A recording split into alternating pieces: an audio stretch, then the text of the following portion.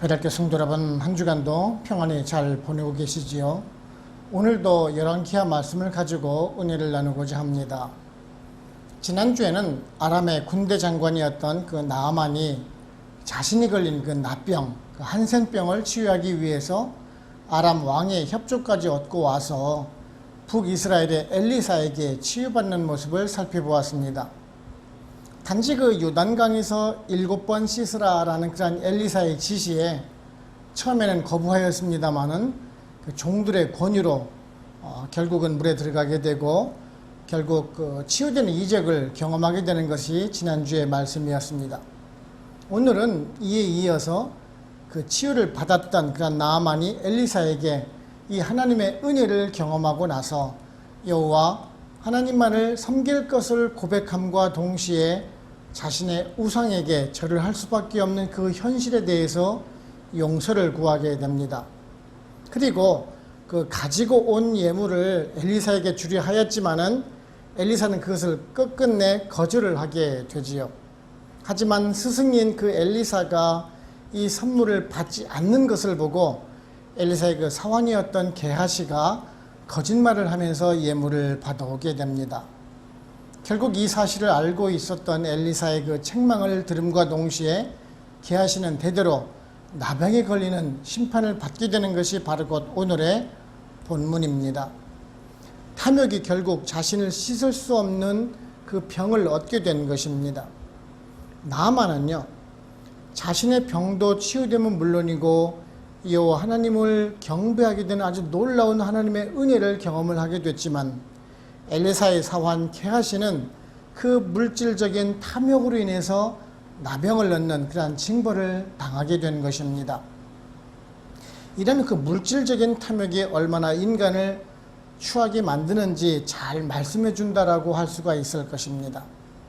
사실 수많은 사람이 이처럼 실족하는 그 이유가 바로 곧 그 탐욕에서부터 시작되는 것을 알 수가 있습니다.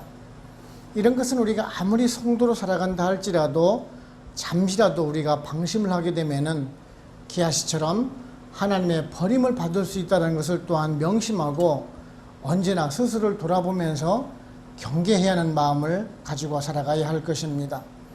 오늘은 이러한 본문의 말씀을 살펴보면서 또한 은혜를 나누고자 합니다. 첫째는요, 우리 성도는 변화된 삶을 살아가야 합니다. 말씀 17절을 보시면은 나아만이 이르되 그러면 청하건대 노새 2머리의 실을 흙을 당신의 종에게 주소서. 이제부터는 종이 번제물과 다른 희생 제사를 여호와 외에 다른 신에게는 드리지 아니하고 다만 여호와께 드리겠나이다 라고 말씀을 하고 있습니다. 이 아람의 군대 장관 나아만이 요단강에서 몸을 7번 씻음으로 그 나병이 완전히 낫게 되었습니다. 하나님의 은혜를 경험을 하게 된 것입니다.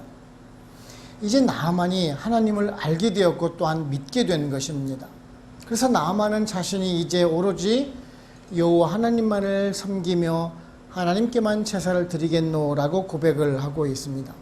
그리고 이제 그 노새 2마리에다가 실을 그 흙을 구하고 있습니다. 당시 그 거룩한 흙은요, 다른 장소로 옮겨지게 되면은 그 옮겨진 장소까지 거룩하게 된다라는 그런 고대 지방의 그 근동 지방의 그 사고가 아주 그대로 반영된 듯합니다.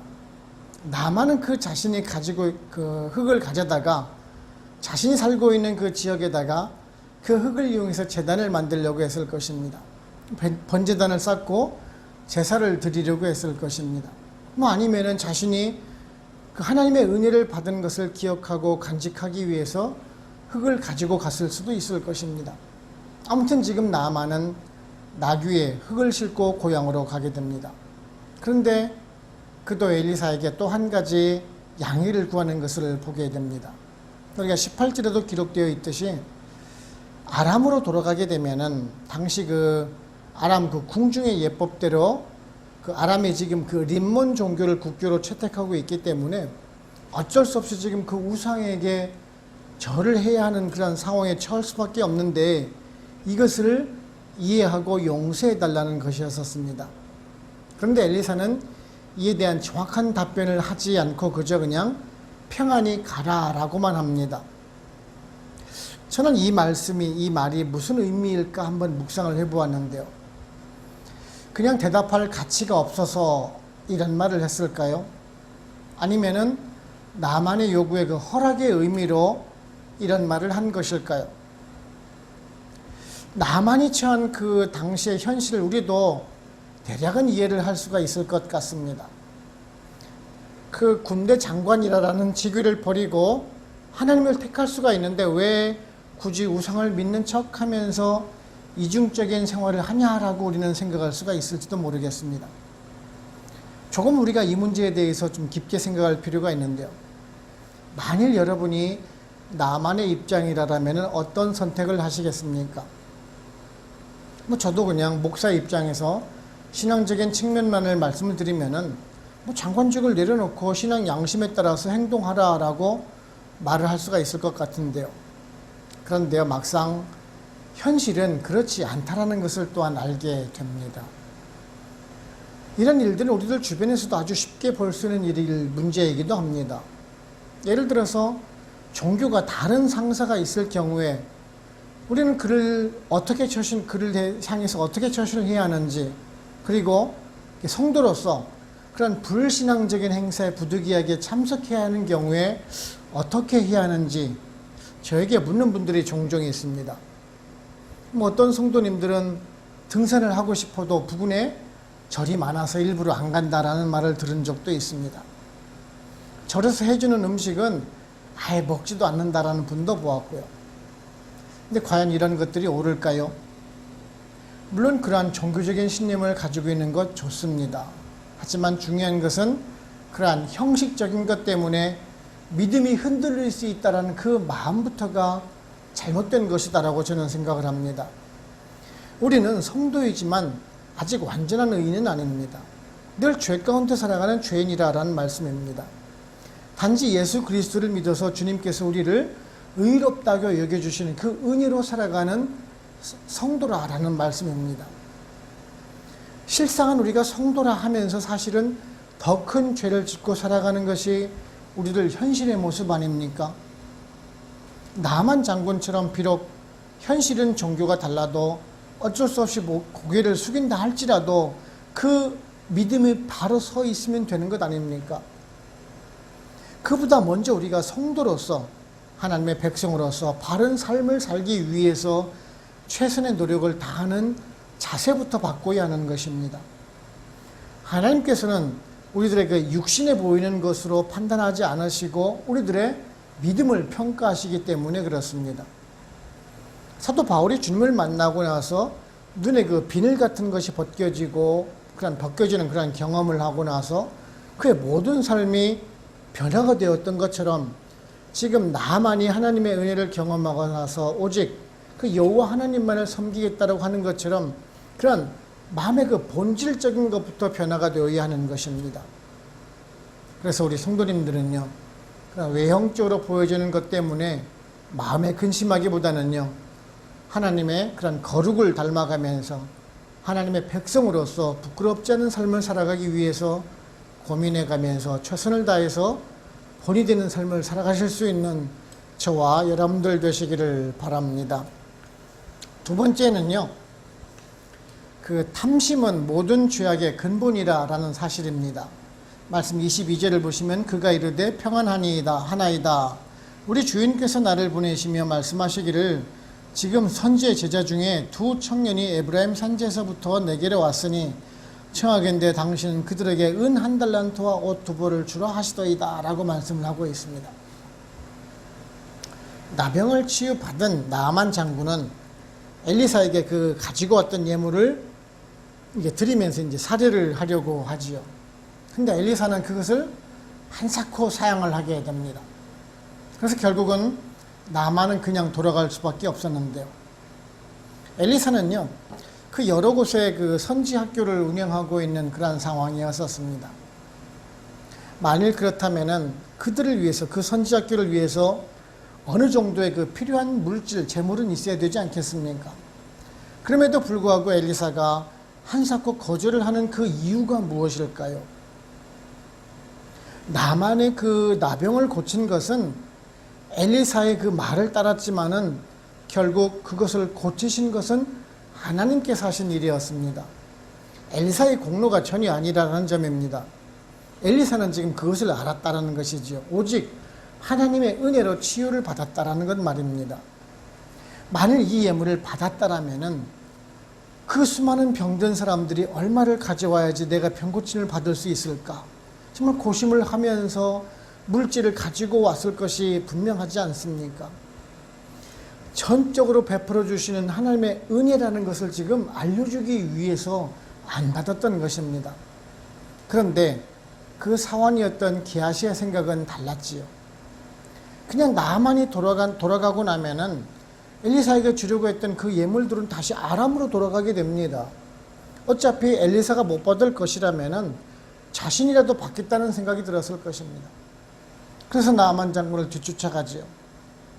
나만 장군은요, 뭐 사환이 지금 급하게 막 뒤쫓아오고 있기 때문에 묻습니다. 무슨 일인가 싶어서 엘리사는 평안하냐라고 묻습니다. 그래서 게하시는 평안하다라고 말을 하면서 거짓말을 하게 됩니다. 엘리사의 이름을 팔아서 은 1달란트와 옷 2벌을 달라라고 거짓말을 하지요. 자신의 욕심을 위해서 스승의 명예도 더럽히고 있는 모습을 보실 수가 있습니다. 나아만은 그 게하시에게 지금 은 2달란트와 옷 2벌을 주어서 보냅니다. 지난주에도 말씀을 드렸듯이 은 1달란트는 무게가 약 34kg입니다. 즉 은 2달란트이니까 68kg입니다. 게하시 혼자 들고 갈 수 없었고 나귀에도 실기가 벅찼을 것입니다. 그래서 나아만은 자신의 그 종을 시켜서 운반하는 것마저도 지금 도와주게 됩니다. 그런데 이마저도 지금 게하시는요, 자신의 집에 숨깁니다. 그리고 다음에 그 엘리사의 질문에 거짓말로 대답을 하죠. 어디를 다녀오냐라는 그 질문에 자신은 아무것도 다녀오지 않았다라고 말입니다. 그런 것을 모를 리가 없는 엘리사는 게하시를 책망하고 그 나아만의 질병이었던 나병이 게하시에게 대대손손 있을 것이다라고 말을 하게 됩니다. 한 사람의 탐심이 이런 결과를 맞이하게 됩니다. 죄의 탐심이 이토록 무섭다라는 것입니다. 작은 탐심 하나가 거짓말에 거짓말을 낳고 자신은 물론이고 이웃에까지도 후손에까지도 피해를 주고 있다는 것입니다. 작았던 죄가 더 큰 죄를 만든다는 것을 왜 모르는지요. 그래서 야고보서 1장 15절에 그렇게 말씀하고 있지 않습니까? 욕심이 잉태한 즉 죄를 낳고 죄가 장성한 즉 사망을 낳느니라 라고 말씀하고 있습니다. 우리가 잘 아는 이솝 우화에도 그런 이야기가 있지요. 황금 알을 낳는 거위가 매일 1개씩의 알을 낳는데요. 그 주인이 더 많은 황금을 얻고 싶어서 거위를 잡아서 배를 갈랐더니만 그냥 그 안에는 일반적인 알밖에 없었다라고 말합니다. 사실 이런 모습이 세상 사람들의 모습 아닐까요? 분명 조금만 더 하면은 큰 돈을 만질 수 있을 것 같아서 정말 카지노에서 돈을 잃는 사람도 보았고요. 쉽게 돈을 벌기 위해서 불법적인 일을 하다가 감옥에 간 사람도 주변에 있는 것을 보았습니다. 탐심이 결국 자신도 멸망을 하게 만드는 것입니다. 탐심은요, 일만 악의 뿌리인 것입니다.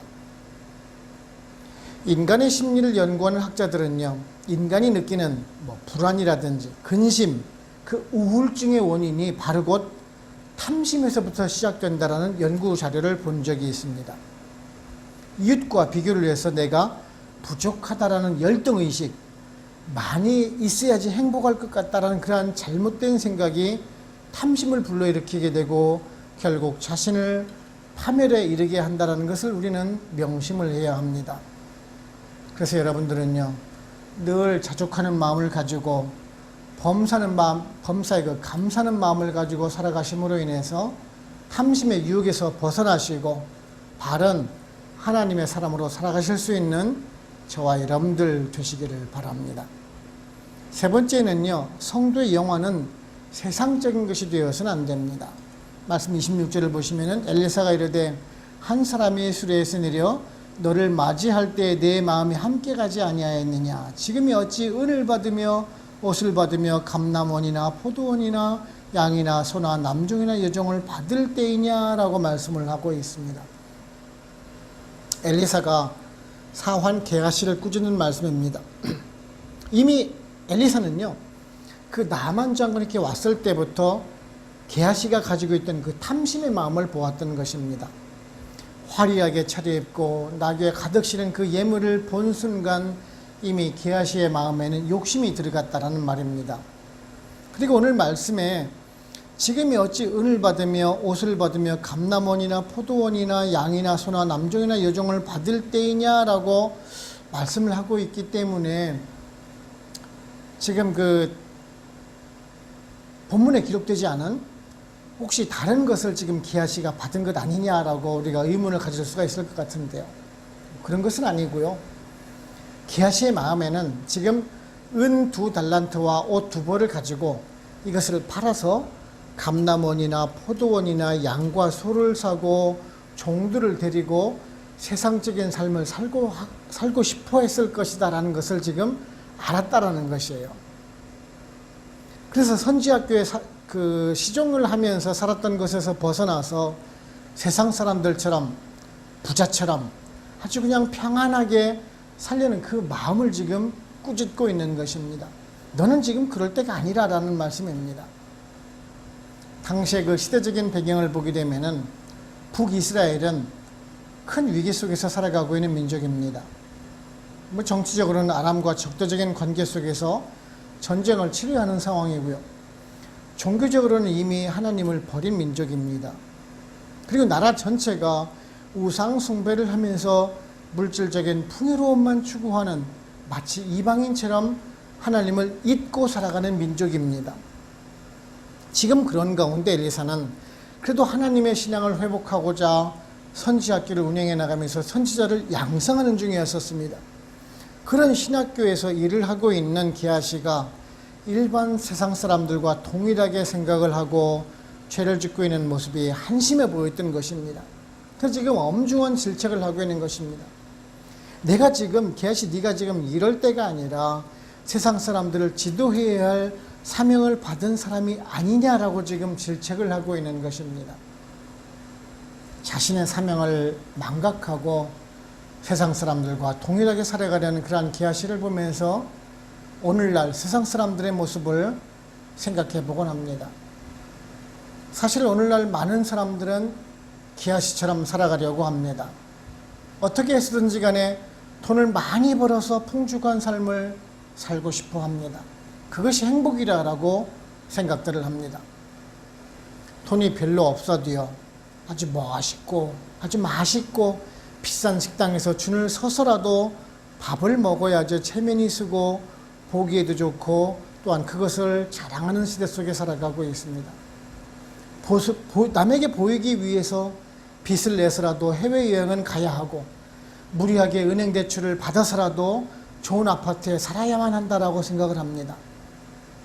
결혼 상대자는 얼마 이상의 연봉을 받아야 하고 혼수로 억대 이상을 가져와야 하기 때문에 그것을 마련하기 위해서 결혼도 미루는 시대 속에 살아가고 있는 것이 오늘날 현실의 모습이기도 합니다. 그런데요, 과연 그렇게 살아가는 것이 행복한 삶일까요? 세상 사람들이 아닌 바른 성도로 살아가려고 하는 사람은 욕심과 탐심이 없는 그런 사람은 정말 무능한 사람입니까?